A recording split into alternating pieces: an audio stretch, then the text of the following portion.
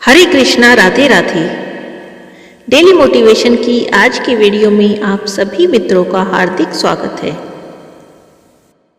भगवान को किसी ने नहीं देखा, लेकिन अपने आसपास उनकी उपस्थिति का एहसास बहुत लोगों ने किया है। जब भी हम किसी परेशानी में होते हैं, किसी मुसीबत में होते हैं, भगवान ही है जो हमारी सहायता करते हैं। भगवान कब किस रूप में किसके घर आए, किस रूप में हम पर कृपा बरसा जाएं, कोई नहीं कह सकता। शोभा नाम की औरत, जिसकी बहन वृंदावन में रहती थी, एक दिन वह उसको मिलने के लिए वृंदावन गई। शोभा, जो कि काफी पैसे वाली थी, लेकिन उसकी बहन कीर्ति, जो वृंदावन में रहती थी, ज्यादा पैसे वाली नहीं थी, लेकिन दिल की बहुत अच्छी थी। यूं भी कह सकते हैं कि दिल की बहुत अमीर थी। उसका पति मिट्टी के घड़े बनाने का काम करता था। शोभा काफी सालों बाद अपनी बहन को मिलकर बहुत खुश थी, लेकिन उसमें थोड़ा सा अपने पैसों को लेकर घमंड था। वो कीर्ति के घर हर छोटी बड़ी बात पर उसकी चीजों में से नुक्स निकालती रहती थी, लेकिन कीर्ति उसको कुछ ना कहकर बस यही कहती, जो बिहारी जी की इच्छा। लेकिन शोभा हर बात में उसको नीचा दिखाने की कोशिश करती। कीर्ति ने अपनी तरफ से अपनी बहन की आवाभगत में कोई कमी नहीं छोड़ी, उसका पूरा ध्यान रखा। उसने उसे वृंदावन के सारे मंदिरों में दर्शन करवाए, उनकी महिमा के बारे में बताया। शोभा दर्शन करके खुश तो बहुत हुई और उसने महिमा भी सुनी, लेकिन उसका इन चीजों में ध्यान नहीं था। बस दर्शन करके वापस आ गई। उसको वृंदावन में रहते रहते काफी दिन हो गए। एक दिन वह अपनी बहन से बोली, कीर्ति, अब मुझे बहुत दिन हो गए हैं तेरे घर रहते हुए, मुझे अपने घर जाना चाहिए। ये बातें सुनकर कीर्ति थोड़ी उदास हो गई और बोली, बहन, कुछ दिन और रुक जाओ। शोभा बोली, नहीं नहीं, अब मुझे काफी दिन हो गए हैं आए हुए।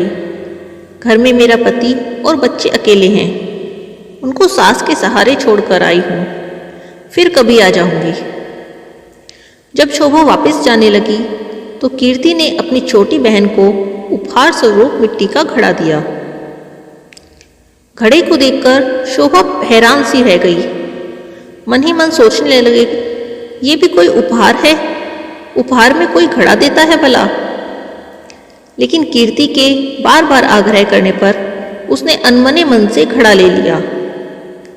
जब शोभा जाने लगी तो कीर्ति की आंखों में आंसू आ गए, लेकिन शोभा उससे नजरें चुराती हुई जल्दी जल्दी वहां से चली गई।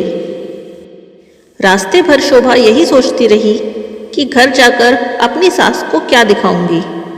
मेरी बड़ी बहन ने मुझे उपहार में घड़ा दिया है। उसे तो इस बात से बहुत लज्जा आ रही थी। उसने सोचा, मैं घर जाकर झूठ बोल दूंगी कि घड़ा मैं खरीद कर लाई हूं, मुझे तो मेरी बहन ने काफी कुछ दिया है। इसी तरह सोचती सोचती घर पहुंच गई। घर जाकर उसने वह घड़ा रसोई में ऊपर रख दिया। मन ही मन तो उसे बहुत गुस्सा आ रहा था। मेरी बहन क्या इस लायक भी नहीं कि छोटी बहन को कुछ पैसे ही दे देती? एक घड़ा पकड़ा दिया है। घर आए उसको अब काफी दिन हो गए। इतने में गर्मियां आ गई। उसके गांव में पानी की बहुत दिक्कत आने लगी। कुओं का, नदियों का पानी सूख गया। उसके गांव के लोग दूर दूर से पानी भर के लाने लगे। पैसे वाली होने के बाद भी शोभा को पानी के लिए बहुत दिक्कत हो रही थी। एक दिन शोभा को भी बहुत दूर जाकर पानी लाना पड़ा। वहां पर और भी औरतें पानी भरने के लिए आई हुई थी। जल्दी पानी भरने की होड़ में धक्का मुक्की हुई और शोभा का घड़ा गिरकर टूट गया। शोभा दूसरी औरतों पर चिल्लाने लगी, यह आप सबने क्या किया?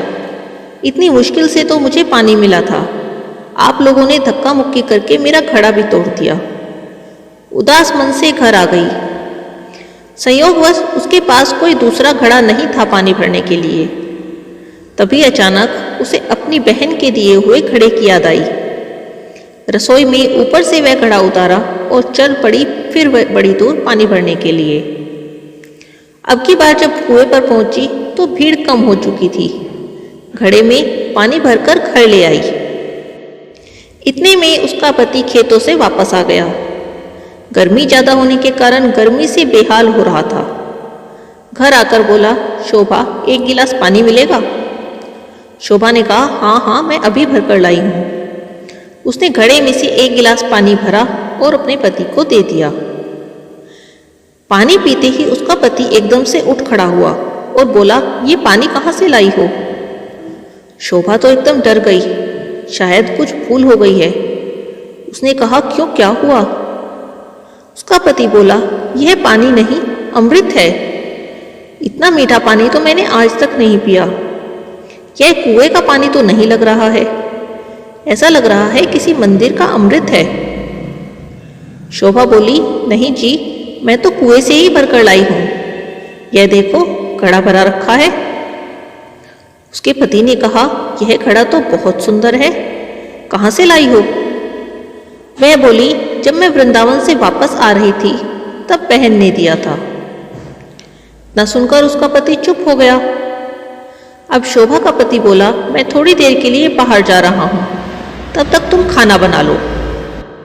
शोभा ने उस घड़े के जल से दाल चावल बनाए। घड़े में भरे पानी से दाल चावल बनाने से उसकी खुशबू पूरे गांव में फैल गई। गांव के सब लोग सोचने लगे, कहाँ उत्सव हो रहा है जो इतनी अच्छी खाने की खुशबू आ रही है। एक एक करके सब लोग खुशबू को सूंघते हुए शोभा के घर तक आ पहुंचे। गांव वालों के साथ शोभा का पति भी था। उसने आकर पूछा कि आज तुमने खाने में क्या बनाया है? शोभा ने कहा, मैंने तो दाल चावल बनाए हैं। सब लोग हैरान हो गए कि दाल चावल की इतनी अच्छी खुशबू। शोभा के मुंह की ओर देखने लगे और बोले, आज तो हम भी तेरे घर से दाल चावल खाकर ही जाएंगे।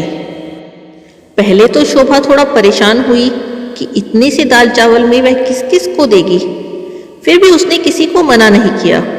थोड़ी थोड़ी दाल और चावल सबको दे दिए।